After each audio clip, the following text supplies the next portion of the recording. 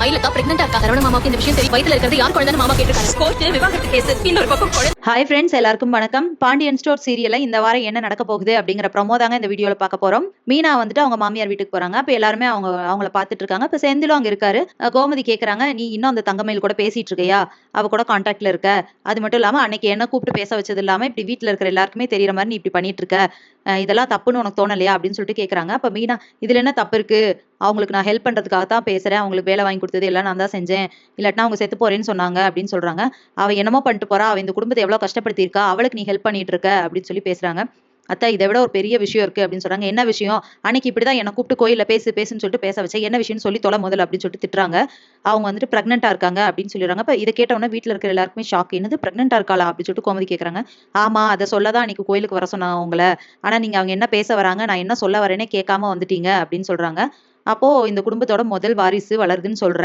அப்போ இதை வந்து சரவணன் கிட்ட சொல்லியிருக்கணும் அப்படின்னு சொல்லிட்டு பாண்டியன் கேட்கிறாரு. அதெல்லாம் சொல்லியாச்சு, மாமாவே ஒரு தடவை கோயிலுக்கு வர சொல்லி இந்த விஷயத்த சொன்னோம். ஆனா அவர் என்ன சொன்னார் தெரியுமா அப்படின்னு சொல்லி கேட்கறாங்க. என்ன சொன்னா முதல்ல அதை சொல்லு அப்படின்னு சொல்லிட்டு கோமதி கேட்கறாங்க. அதுக்கு மீனா சொல்றாங்க, நீ ஏற்கனவே பிரெக்னெண்டா இருக்கேன் அப்படி இப்படின்னு போய் சொன்ன அப்படின்லாம் சொல்றாரு. இல்ல, இந்த ரிப்போர்ட் இருக்கு அப்படின்னு சொல்லிட்டு அதெல்லாம் காமிச்சாங்க. அதுக்கு சரவணன் மாமா வந்துட்டு, அப்படி நீ பிரெக்னெண்டா இருந்தனா அதுக்கு நான் காரணமா இருக்க முடியாது, இந்த குழந்தைக்கு யார் அப்பா அப்படின்னு சொல்லி கேட்டிருக்காரு அப்படின்னு சொல்றாங்க. இதை கேட்டவொன்னே கோமதிக்கு செம்ம டென்ஷனு. பாண்டியனுக்கும் கோவம் தான். வீட்டுல இருக்கிற எல்லாருமே ஐயோ சரவணனா இப்படி பேசினா அப்படிங்கிற மாதிரி யோசிச்சுட்டு இருக்காங்க. கொஞ்ச நேரம் கழிச்சு இப்படி எல்லாருமே ஷாக்ல இருக்கும்போது சரவணனும் வீட்டுக்கு வராரு. அவரை பார்த்தோன்னா கோமதி செம்ம டென்ஷன் ஆயிடுறாங்க. போய் பலார் 4 அரைறாரு. அரைஞ்சிட்டு கேட்கறாங்க, ஏன்னா ஒரு பொண்ணை பார்த்து நீ இந்த வார்த்தை கேட்பியா?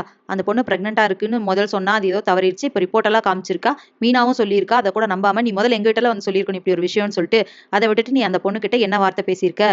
ஒரு பொண்ணை பார்த்து இந்த கேள்வி கேட்கலாமா நீ அப்படின்னு சொல்லிட்டு அவங்களை அடிக்கிறாங்க. இப்ப சரவணன் வந்து பேசாம நிக்கிறாரு. அதுக்கப்புறம் கோமதி சொல்றாங்க, ஒரு பக்கம் டிவோர்ஸ் பண்ண போறேன் அப்படின்னு சொல்லிட்டு கோர்ட்டு கேஸ்ன்னு போயிட்டு இருக்கு. இன்னொரு பக்கம் இந்த குடும்பத்தோட முதல் வாரிசு அவ பிரெக்னெண்டா இருக்கா. இந்த குடும்பத்துல என்னென்னலாம் இன்னும் நடக்க போகுதோ தெரியல அப்படின்னு சொல்லிட்டு ரொம்பவே டென்ஷன் ஆகுறாங்க.